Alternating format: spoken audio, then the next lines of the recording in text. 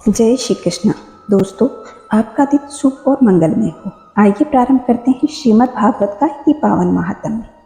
श्री सुखदेव जी कहते हैं, परीक्षित, यद्यपि भगवान श्री कृष्ण को इस बात का पता था कि लाक्षागृह की आग से पांडवों का बाल भी बांका नहीं हुआ, तथापि जब उन्होंने सुना कि कुंती और पांडव जलकर मर गए हैं, तब उस समय का कुल परम्परोचित व्यवहार करने के लिए वे बलराम जी के साथ हस्तिनापुर चले गए। वहां जाकर भीष्म पितामह, कृपाचार्य, विदुर, गांधारी और द्रोणाचार्य से मिलकर उनके साथ संवेदना सहानुभूति प्रकट की और उन लोगों से कहने लगे, हाय हाय, यह तो बड़े ही दुख की बात हुई।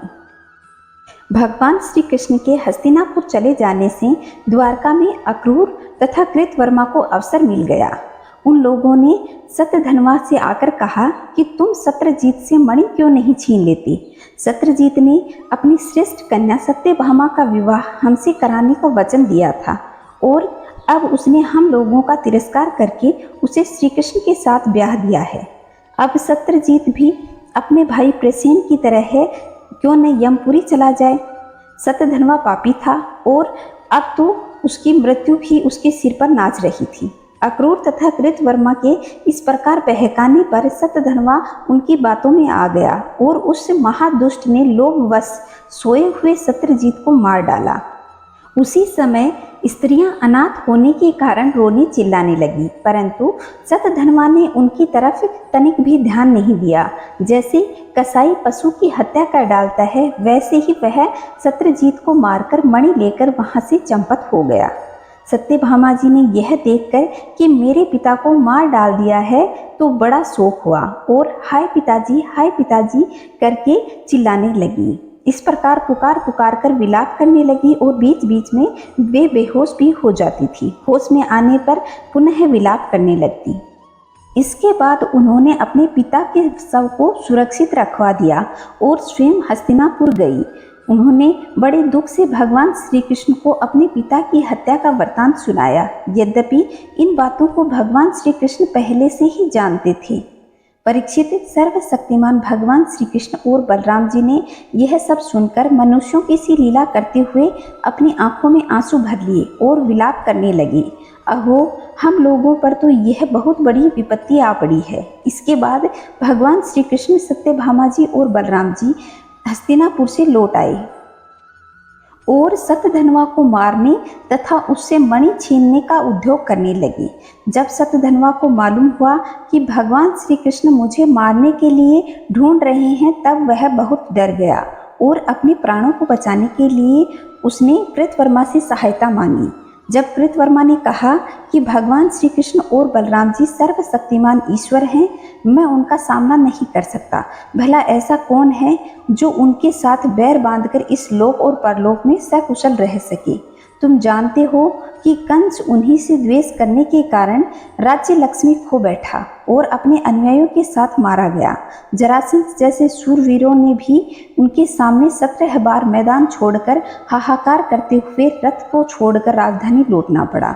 जब कृतवर्मा ने उसे इस प्रकार टका सा जवाब दे दिया, तब सत्यधनवा सहायता के लिए अक्रूर जी से प्रार्थना करने लगा। उन्होंने कहा, भाई, ऐसा कौन है जो सर्वशक्तिमान भगवान बल पुरुष को जानकर भी उनसे वैर ठान ले, जो भगवान खेल ही खेल में विश्व की रचना और रक्षा संहार कर डालते हैं, जो कब क्या करना चाहते हैं इस बात का और माया से मोहित ब्रह्मा आदि विधाता भी नहीं समझ पाते, जिन्होंने 7 वर्ष की अवस्था में ही जब वे निरे बालक थे एक हाथ से गिरिराज गोवर्धन उखाड़ लिया था। जैसे नन्हे नन्हे हाथ बरसाती की छाती को उठाकर हाथ में रखते हैं, वैसे ही खेल खेल में 7 दिनों तक उठाकर रखा। मैं तो उन भगवान श्री कृष्ण को नमस्कार करता हूँ। उनके कर्म अद्भुत हैं, वे अनंत, अनादि, एक रस और आत्मस्वरूप हैं। मैं उन्हें नमस्कार करता हूँ। जब इस प्रकार अक्रूर जी ने भी उसे कोरा जवाब दे दिया, तब सत्यधनवा ने श्यामंतक मणि उन्हीं के पास रख दी और आप 400 कोस लगातार घोड़े पर चढ़ करके वहां से फुर्ती से भाग गया।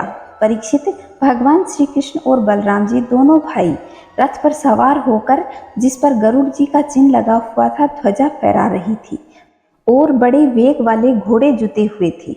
अब उन्होंने अपने ससुर सत्यजीत को मारने वाले सतधनवा का पीछा किया। मिथिलापुरी के निकट एक उपवन में सतधनवा का घोड़ा गिर गया। अब वह उसे छोड़कर पैदल ही भाग गया। वह अत्यंत भयभीत हो गया था। भगवान श्री कृष्ण भी क्रोध करके उसके पीछे दौड़े। सतधनवा पैदल ही भाग रहा था, इसलिए भगवान ने भी पैदल ही दौड़कर अपने तीक्ष्ण धार वाले चक्र से उसका सिर काट दिया। उसके वस्त्रों में श्यामंतक मणि को ढूंढा, परंतु जब मणि नहीं मिली तब भगवान श्री कृष्ण ने बड़े भाई बलराम जी के पास आकर कहा कि हमने सतधनवा को व्यर्थ ही मारा, क्योंकि उसके पास तो श्यामंतक मणि तो थी ही नहीं। बलराम जी ने कहा कि इसमें संदेह नहीं कि सतधनवा ने श्यामंतक मणि को किसी न किसी के पास तो रख दिया है। अब तुम द्वारका जाओ और उसका पता लगाओ। मैं विदेह राज से मिलना चाहता हूँ, क्योंकि वे मेरे बहुत प्रिय मित्र हैं। परीक्षित यह कहकर यदुवंश शिरोमणि बलराम जी मिथिला नगरी में चले गए। जब मिथिला नरेश ने देखा कि पूजनीय बलराम जी महाराज पधारे हैं, तब उनका हृदय आनंद से भर गया। उन्होंने झटपट अपने आसन पर बिठा करके अनेक सामग्रियों से उनकी पूजा की। इसके बाद भगवान बलराम जी कई वर्षों तक मिथिलापुरी में रहे।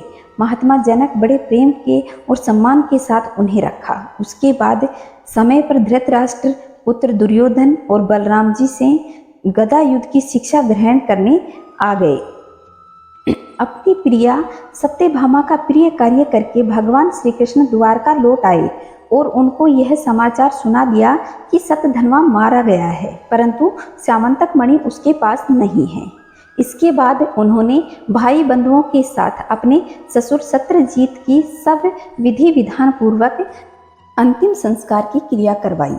अक्रूर जी और कृतवर्मा ने सतधनवा को सत्यजीत के वध के लिए उत्तेजित किया था। इसलिए जब उन्होंने सुना कि भगवान श्री कृष्ण ने सतधनवा को मार डाला है, तब वे भी अत्यंत भयभीत होकर द्वारका से भाग खड़े हुए।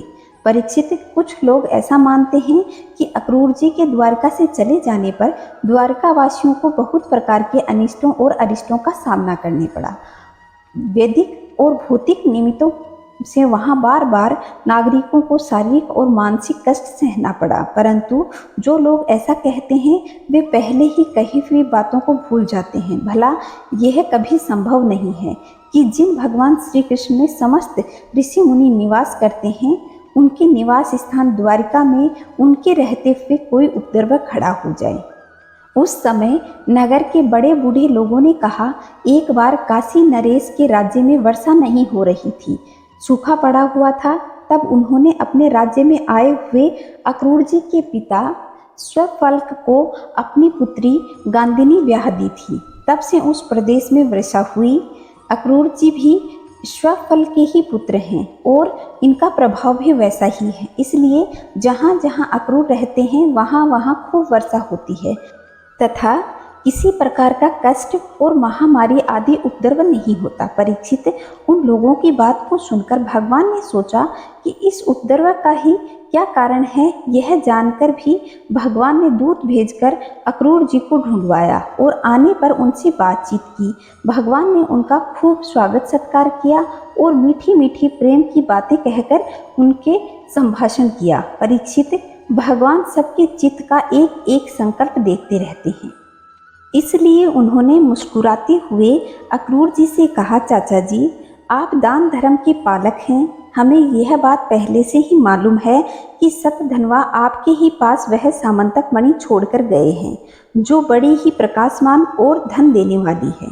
आप जानते ही हैं कि सत्यजीत के कोई पुत्र नहीं है, इसलिए उनकी लड़की के लड़के उनके नाती ही उन्हें तिलांजलि और पिंडदान करेंगे, उनका ऋण चुकाएंगे और जो कुछ बच रहा है उनके उत्तराधिकारी होंगे। इस प्रकार शास्त्रीय दृष्टि से यद्यपि सामंतक मणि हमारे पुत्रों को ही मिलना चाहिए, तथापि वह मणि आपके पास रहे, क्योंकि आप बड़े व्रतनिष्ठ और पवित्र आत्मा हैं तथा दूसरों के लिए उस मणि को रखना अत्यंत कठिन भी है। परंतु हमारे सामने यह बहुत बड़ी कठिनाई आ गई है कि हमारे बड़े भाई बलराम जी मणि के संबंध में मेरी बात पर पूरा विश्वास नहीं करते।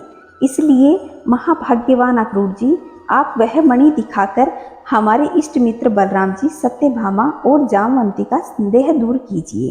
तथा उनके हृदय में शांति का संचार कीजिए। हमें पता है कि उसी मणि के प्रताप से आजकल आप लगातार ऐसे यज्ञ करते रहे हैं जिसमें सोने की वेदियां बनती हैं। परीक्षित, जब भगवान श्री कृष्ण ने इस प्रकार सांत्वना देकर उन्हें समझाया बुझाया, तब अक्रूर जी ने वस्त्र में लपेटी हुई सूर्य के समान प्रकाशमान वह मणि निकाली और भगवान श्री कृष्ण को दे दी। भगवान श्री कृष्ण ने वह सामंतक मणि अपने जाति भाई को दिखाकर अपना कलंक दूर किया और उसे अपने पास रखने में समर्थ होने पर भी पुनः अक्रूर जी को लौटा दिया।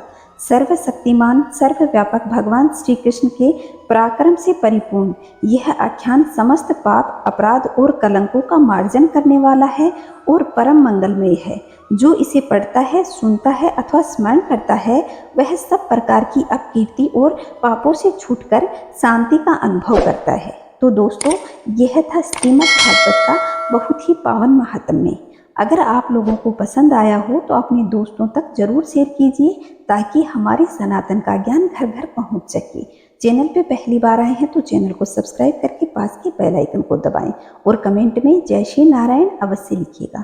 दोस्तों, जय श्री नारायण लिखने पर आपका कोई भी रुपया खर्च नहीं होता, इसलिए आप भगवान का यह नाम अवश्य लिखिएगा और खुश रहें, मस्त रहें, चारों तरफ स्वच्छता बनाए रखें। जय श्री नारायण दोस्तों।